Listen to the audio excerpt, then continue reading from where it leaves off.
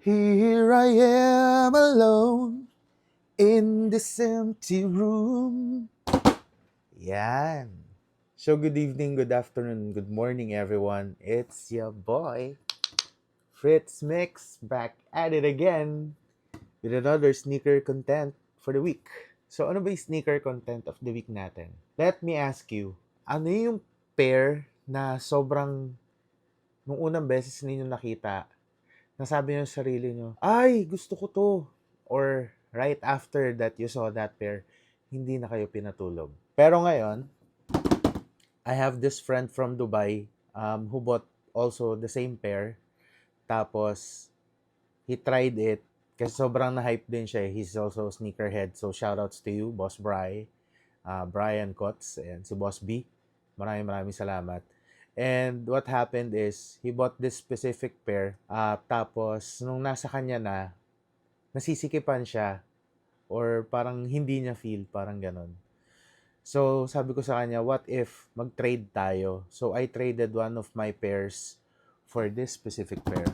And ito yung video nung binigay niya sa akin yung pair. Please, eto na! Regalo namin! Story. Anong backstory natin dyan? 1994, grade 5 ako. Nakita ko yung pair na to sa SM Center Point. Hindi siya binili sa akin ng mami ko. This is the first pair na doon ko masabi na na-fall in love ako sa isang sapatos. And that's the reason na ngolekta ako ng sapatos simula nung pumasok ako ng high school. Nag-work ako, wala akong makitang ganito. And now, Wow, naman tagal. Anong year? 1994. Oh my God. O, diba? Ilang years na yun? Oh, Magto 30 years. malapit na. Oh, tingnan natin kung ano yan. Ano yan?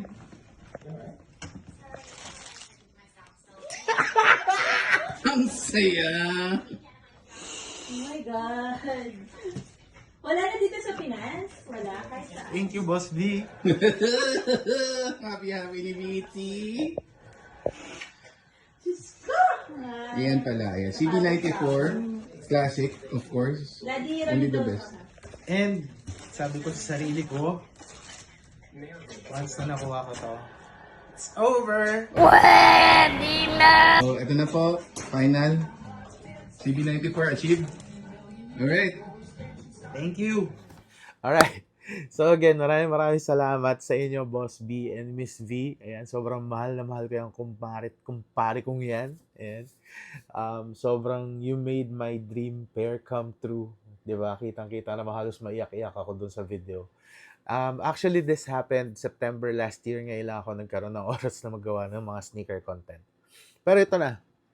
Tulad na nakita nyo doon, this is the specific pair na sinasabi ko. These are the Air Max 2 CB94 OG, or what we call CB94 in the OG colorway. Yan. As in, sobrang ito yung specific pair na iniiyakan ko simula noon pa. And sabi ko nga sa inyo, September pa to naabot sa akin nila Boss Brian, pero until now hindi ko pa siya nagagamit. So, may mga ano kasi ako eh.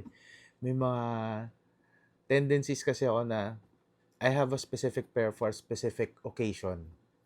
So, since this was my dream pair, yes, I would definitely rock them. Pero hindi ko pa alam kung kailan or kung saan. So, kayo, ano yung masasabi nyong naging dream pair nyo na hindi nyo makuha-kuha or yung dream pair nyo na nakuha na ninyo?